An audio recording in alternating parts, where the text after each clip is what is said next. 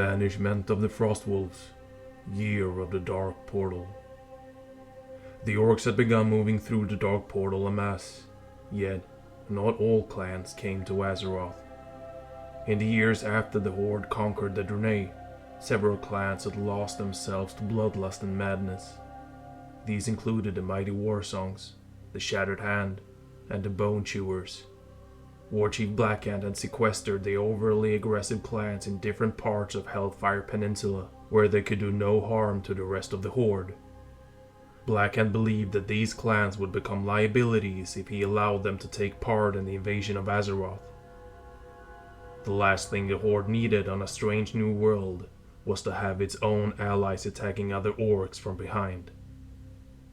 Blackhand ordered the troublesome clans to remain on Draenor. He knew the idle days would weigh heavy on them. That was good. They would receive only stories of this lush new world, and see only scraps of its spoils. A few months of waiting would force these orcs to be on their best behavior. If they were still uncontrollable, they would stay on Draenor and rot for all Blackhand cared. Most of the remaining clans streamed through the Dark Portal, the Black Rocks, the Black Tooth Grin, the Bleeding Hollow, the Burning Blade, the Dragon Maw, and the Twilight's Hammer. The Frostwolf clan also came through. Over the past year, Chieftain Durotan had continued questioning Gul'dan's motives and protesting against the use of fell magic. Despite his disgust with the Horde's leadership, he had brought his people through the Dark Portal. There was no future on Draenor. Only on Azeroth could they survive another generation. The Frostwolves initially fought against the humans alongside the other clans, but their destiny did not lie with the Horde. Gul'dan later confronted Durotan in secret. The Warlock told him that his clan was no longer part of the Horde, and that the Frostwolves had to leave the Black Morass immediately. If they ever returned, if they ever contacted any member of the Horde, Gul'dan promised to destroy every Frostwolf male, female, and child. Durotan was loath to part from his fellow orcs, but he had just learned that his mate, Draka, was pregnant. He did not want to risk her, or their unborn child, by testing Gul'dan's wrath. And he knew what Gul'dan was letting them live. If Durotan were killed, it would make him a martyr and give his warnings way among the rest of the Horde. Durotan and his clan struck out north. The journey was frightening. Azeroth's terrain was unfamiliar, and Stormwind's humans treated every orc as an enemy. Yet, the Frostwolves had an advantage. Elemental spirits dwelled on Azeroth, and they were strong. Discovering Azeroth's native spirits shook one of the clan's former shaman, Drekthar, who reminded him of the heritage he'd abandoned on Draenor. Drekthar renounced his use of fell magic and asked the elements for aid, and he received a small gift. The spirits showed him a path to remote, frost-lined mountains far to the north. It was a climate that was similar in some ways to that of Frostfire Ridge. The clan immediately set out to find these mountains. The Horde invades.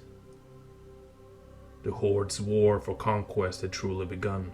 Warchief Blackhand ordered raiding parties to go north and west, cutting deep into Stormwind's lands. There was no more need for secrecy. Blackhand wanted to provoke the humans to anger, believing that these smaller creatures would be ineffective in their fury. Blackhand's first assault were meant to drive the human populace to panic. Entire villages in Brightwood, Westfall, and the southern Redridge Mountain fell to the Horde. Their inhabitants either killed or forced to flee. Whenever Stormwind's patrols rode in to fend off the orcs, they were already gone. They were unlike any enemy the humans had ever faced. Stormwind's leaders understood that the war had entered a new phase. King Lane quickly discarded any thoughts of approaching this fight the way his father, Baratheon, had wanted to deal with the trolls. There was no chance of de-escalation. The orcs meant to conquer. King Lane named Lothar the King's Champion, the highest military rank in the kingdom, and he charged him with ending the orcish threat. Lothar decided to use his enemy's mobility against them. From scouting reports, he saw patterns in the ways the horde would strike its targets. He set up ambushes along the orcs' paths of retreat, placing large numbers of troops under the command of a loyal knight known as Gavinrad the Dire. Sometimes, small units of these human knights were able to bring down entire orc raiding parties without any casualties. The orcs soon learned that the humans were unlike any enemy they had ever faced. Stormwind's clerics called upon the Holy Light to mend the wounded, while Magi wreaked havoc on the Hork with their command of the arcane arts. Though the orcs had encountered these powers when they fought the Draenei, the humans used their abilities in different ways. Then, there were the knights on horseback. The swift and heavily armored soldiers were capable of running down orc raiders and fleeing from ambushes. Faced with these resilient and highly mobile enemies, the orcs were forced to adapt in ways they never had before. In Stormwind City, King Lane had sounded the alarm.